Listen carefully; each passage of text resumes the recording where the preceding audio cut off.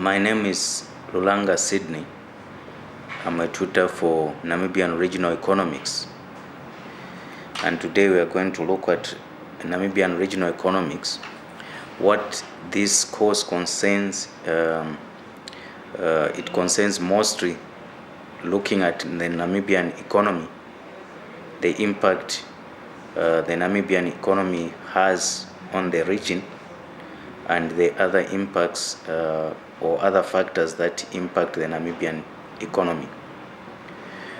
As we begin, we are going to look at the learning outcomes for this particular course. And if you look at these learning outcomes, you realize that at the end of this course, you should have certain competencies. And these competencies, we have put them into three. The first one is that you should demonstrate an understanding of basic economics concepts and principles. You should be able to understand this and show your understanding and be able to explain them. And then describe economic problems and corresponding economic systems. Explain Namibia's economic competitive edge over the SADC countries. Now the SADC countries, we are going to focus on the SADC countries because it's the biggest body in the southern part of Africa concerning the economic understandings, discussions, agreements between nations, mostly to facilitate trade. Now, as we begin, there are also some basic concepts, economic concepts and principles that we need to understand. Remember, look at the first learning outcome that we saw. The first concept that we're going to look at is economics itself. Economics is defined as the social science concerned with the problem of scarcity. Now, scarcity deals with the issue about supply and demand, resources. Scarcity literally means that there is high demand but fewer resources. So economics tries to match between the resources, availability of these resources, the supply of these resources with the demand. And on demand, there are two items there. There are wants and needs. Wants are those items that we do not really need. We can live without them. Needs are those items that we cannot do without. And mostly here we are referring to Maslow when he talks about the hierarchy of needs. There are physiological needs. These talk about shelter, water, food, clothing, anything that a human being needs to survive upon. And then there are safety needs, security needs, and up you go to self-actualization, self-esteem. Economics is also defined as the social science concerned with how individuals and societies decide how to satisfy their unlimited wants given our limited resources. For example, if I do not have an income, I cannot buy a car. If I'm broke, I cannot buy a loaf of bread. So I may want to have a car, but as long as I don't have an income, I cannot buy it. Economics is also a science of decision making. It helps us to make decisions. It helps us to realize what we need and what we want. So the economic problem, as we have discussed, is the issue of scarcity. So what really is scarcity? It's limited resources, but unlimited wants. Unlimited wants vis-a-vis or versus limited resources. For example, you can't buy 2 loaves of bread if the store has only 1 loaf of bread to sell. Or you can't buy 2 loaves of bread if you only have enough money to buy 1. So needs versus wants. What are some of the needs that you have try to ask yourself those questions and differentiate them from the wants that you have. Needs help us to survive. Wants are literally a luxury. Now, scarcity, we may use certain things efficiently in order to maximize the number of goods and services that we can produce. So scarcity is literally what we call an economic problem. We can't have everything that we want. And because of this, we need to make choices. What we want or what we need versus what we can give up or live without. And here we are introducing ourselves to another concept which is called opportunity cost. But before we go to opportunity cost, we need to look at the resources or the factors of production. There are about 4 factors of production. The first one talks about the natural resources, which is literally the land, free gifts of nature, air, land, the forest, timber, oil, minerals, those that we have not done so much as to have them. Nature provides them to us. Of course, you may say that the forest, we can create the forest. Yes, we can, but much of the forest has been given to us as free gifts. Even the forest that we create, there are certain aspects that we don't really contribute much to. We may give water to a plant, we may give the soil, but the growth itself, we can control it, but we are not the determinants of that growth. Then capital resources, here we are talking about manufactured aids to production. For example, tools, machines or machinery, equipment, factories, things used in producing goods and services and getting them to consumers. Those are capital resources. And then human resources, people, labor. Here we are talking about the physical and mental talent, the skills that people have or demonstrate in producing these goods and services. Then entrepreneur, the individual combines the factors of production in order to produce goods or services. The entrepreneurs are also known as risk takers, policymakers, and innovators. Now, we go back to the term that we had introduced earlier called opportunity cost. Now, opportunity cost, it talks about the true cost of choosing one alternative over the other, trade-offs. I cannot have everything, I need to make a decision. And some of the decisions are painful decisions because I have to give up one good thing in order to enjoy the other one. So we give up one thing in order to obtain another one. The one that we give up when the choice is made is called an opportunity cost.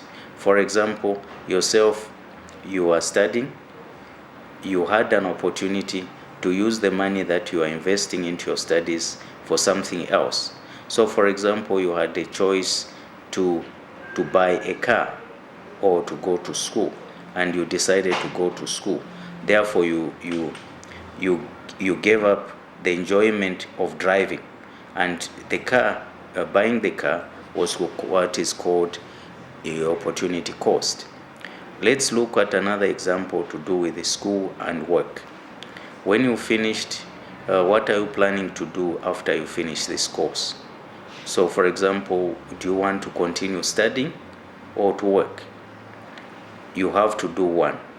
Of course, you can do both at certain times, but most of the times we are made to make choices.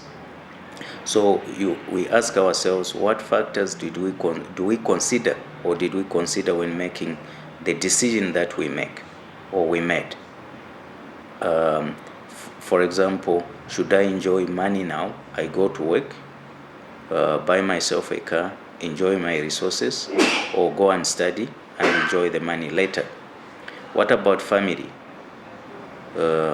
Do I sacrifice certain comforts of my family in order for me to study? And if I do that, the sacrifice of the comfort of the family is what is called opportunity cost. Now, there are two types of economics.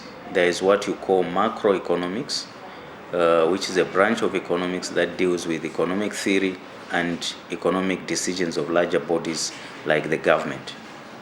Macro is quite large, major. For example, countries, governments, trade between countries, those are macro. Micro is smaller. It's a branch of economics that deals with the behavior and decisions of smaller units, like individuals, you and I, smaller businesses, communities, domestic economies. Domestic economies, we could be talking of local economies, for example. Those are microeconomies. Now, inflation, it's another term that we need to understand very well. Inflation, there's deflation, but let us focus on inflation for now. Inflation talks about the rate at which the government level of prices for goods and services is rising, and subsequently purchasing power is falling. For example, if last year we could buy a loaf of bread at $6, this year we are buying a loaf of bread at $7. Therefore, the bread price rose by $1. That's inflation. The buying power of the dollar has gone down. The price has gone up. The loaf of bread, the quality, the volume, the mass remains the same. Okay. Another term that we need to understand in today's economy is recession. It's a significant decline in activity across the economy, lasting longer than a few months. For example, there have been so much talk about the economic downturn. Some economies have been downgraded. Some economies have literally collapsed. There's been a worldwide recession. Although the famous recession is the one of the 30s that the world faced, where the bigger economies like the US economy just collapsed. But now we could be talking of the Greek economy and many other economies which are not doing very well. So they're experiencing recession. Now let's come home. Let's talk about the Namibian economy. The Namibian economic structure consists of 4 items. There's mining, and in mining we have a number of minerals that Namibia mines. Diamond is up there, uranium, copper, etc. Then we have agriculture. Namibia is known to have some of the best pastoral or animals, farm animals. Here we are mostly looking at sheep, we are looking at goats, we are also looking at cattle. Namibia is one of the 10 rich fishing sea areas, and it's one of the less exploited seas that Namibia has. So fishing is one of the major economic factors in Namibia. And then we have tourism. It's also a major area in Namibia. So those 4 areas or components make the Namibian economic structure. And when it comes to infrastructure, we are mostly talking about transportation. Transportation, we are talking about the sea. We have some ports in Namibia, Walfish Bay, Rodrigues. Then we have the land transportation. We are talking about the rail, the road network, which is considered one of the best in Africa. And then we have air transport. So when we look at transportation, the sea is the cheapest, followed by land and then air. And then we are also talking about telecommunication. Telecommunication, mostly supported by telecom. So telecommunication is one of the major components of the infrastructure when we are looking at the Namibian economy. And then we have banking. We have a number of banks, both local and international, and then the main insurance companies that we have. Now, looking at the Namibian government structure, it's made up of three major components. There's the legislature, which is mainly made up of parliament, which is a law-making body of Namibia. Legislature, parliament consists of two chambers. There's the National Council and the National Assembly. And then we have the judiciary. The judiciary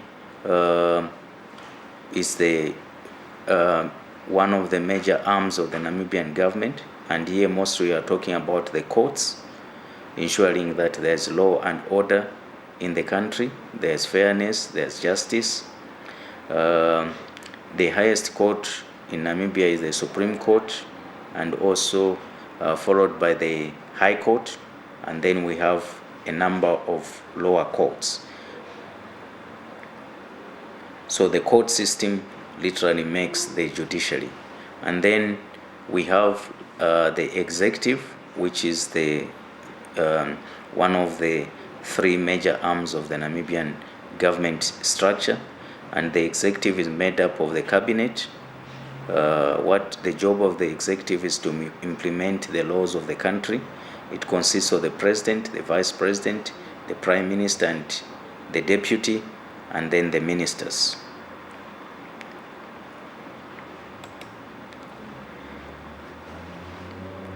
Since we have looked at the economic structure of the Namibia as a country, and we have also looked at the government structure, now let's look at the government development plans. Namibian government introduces what it calls the National Development Plan every 5 years. Now this is a development strategy, and this National Development Plan, known as NDP, it comes every 5 years. It has a 5-year phase, and mostly we are focusing towards Vision 2030.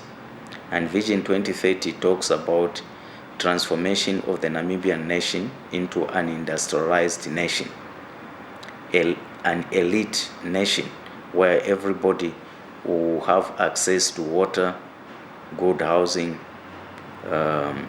education, health facilities. So in order to realize Vision 2030, the Namibian government has come up with what it calls the National Development Plans. And as we have said, there are 5-year development strategies. These are plans set out to bring about proposals and policies for future development of Namibia as a country and how to use the land in Namibia. Now, these plans provide certainty and consistency for decisions about developments, and each national development plan has its own development targets and priorities. So each and every 5 years, the Namibian nation analyzes the economy of the country, analyzes the country as a whole, and comes up with these national development plans. Let's leave Namibia a little bit and look at how Namibia impacts and is also impacted by the groups that it's neighboring with, groups that it trades with, the different groupings that Namibia associates itself with. Now, before we look at that, it's important to realize that in the southern part of Africa, Namibia is not the only country. There are a number of countries there. There's Angola, Botswana, South Africa, Zambia, Zimbabwe, Swaziland, Lesotho, Mozambique, Malawi, Tanzania, and Democratic Republic of Congo. And these countries, it's important for you to look at each country and then see what do they,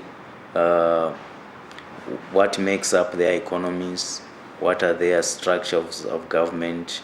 You may realize that they don't differ much from Namibia. But in general, these countries pride themselves in the following exports: petroleum oils, agricultural products, electricity, clothing, textile, coal, various minerals, and then also manufactured goods. South Africa, for example, prides itself in the automotive industry. Tobacco, if you look at countries like Malawi, Zimbabwe, they pride themselves in tobacco production. Now, we try to see, we come back to Namibia and look at how Namibia competes in the region and beyond. There are some, what we are going to use here is what is called SWOT analysis. SWOT analysis looks at the strengths, weaknesses, opportunities, and threats. So we are going to analyze the Namibian economy or the Namibian competitiveness in the region and beyond based on SWOT analysis. SWOT analysis is the tool that we are going to use. So on the strength, if we look at the Namibian or the competitiveness of Namibia, you realize that Namibia is politically stable and macroeconomically stable as well.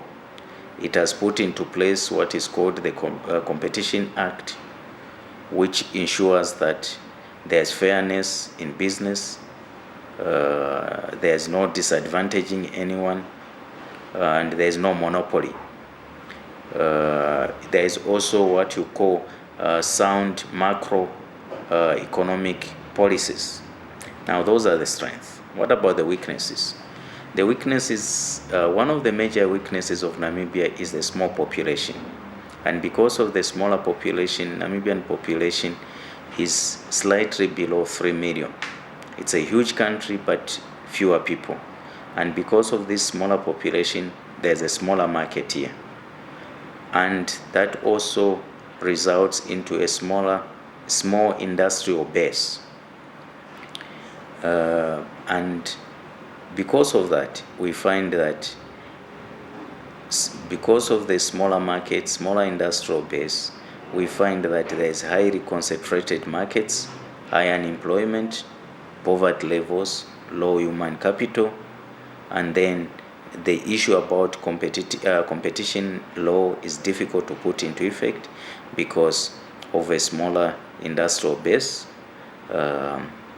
and also there's some lack of what you call market intelligence. What about opportunities? Now, the opportunities that we see of Namibia is that it's able to integrate with the rest of the southern African economies and the rest of the world, because Namibia is not landlocked. It has the port, it has access to the sea, it has access to air transport, it has access to land, and therefore it has those opportunities for regional integration and trade liberalization. It also has an opportunity to benchmark its opportunities with other countries, and its infrastructure outstanding, and it's also able to use the natural resources, the abundant natural resources that it has. Now, what are some of the threats? The threats are lack of skills. Namibia lacks skills in various sectors. Sometimes we come across poor work ethics and also some elements of corruption.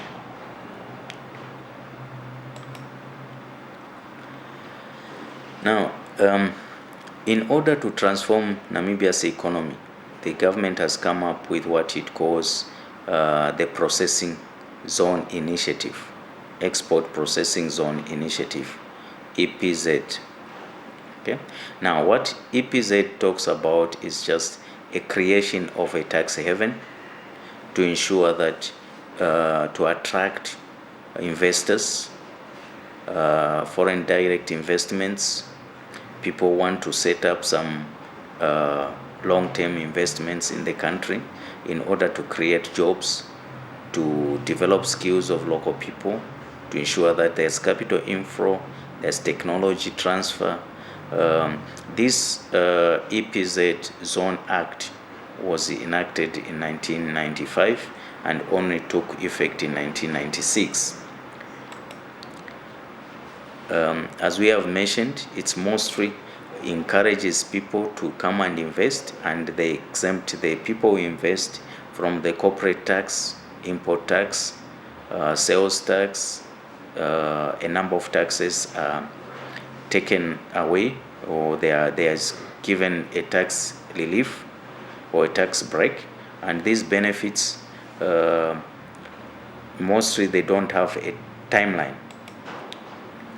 It also helps, for example, it allows people who have come to invest to hold foreign currency accounts in the local banks.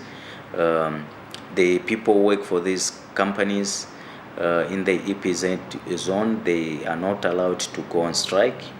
The companies operating under this are also free to locate their operations anywhere in Namibia, and also the Namibian government offers certain incentives to those who go into the manufacturing and export markets.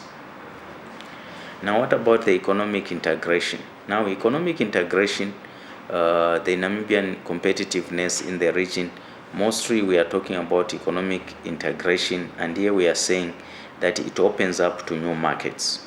The SADC region is a huge market. Looking at the numbers of Namibia, we realize that there are a number of economic blocks that Namibia belongs to. In order to diversify, benchmark, look at other markets, and also seize opportunities to satisfy its own local needs. So there's the Southern Africa Customs Union, SACU. There you realize that Namibia is a member, and mostly it facilitates the cross-border movement of goods between the territories of the member states. SACU is made up of Namibia, Botswana, South Africa, Swaziland, and Lesotho there. And you see that SACU mostly tries to facilitate development of common policies and strategies. And then the other organization or grouping that Namibia belongs to is SADC, the Southern African Development Community. And this one, the headquarters is in South Africa, in Botswana. SACU's headquarters is in Namibia itself. And the SADC, mostly it's there to further socio-economic cooperation and integration, as well as political and security cooperation among 15 Southern African states. SADC complements the role of the African Union. Then Namibia some years back belonged to COMESA, but they came out of it. But COMESA still exists, and a number of countries are still members of that. And this COMESA mostly stands for the contribution towards the establishment of the progress and realization of the objectives of the African Economic Community. Namibia left the organization some years back, so it's no longer a member of that. But Namibia is a member of the World Trade Organization, which is a regulatory body. It regulates international trade. It brings about fairness in trade. Also, Namibia is a member of AGOA, which is African Growth and Opportunity Act, which was initiated by the Americans. It tries to bring some incentives to countries like Namibia to continue their efforts to open up their economies and build free markets.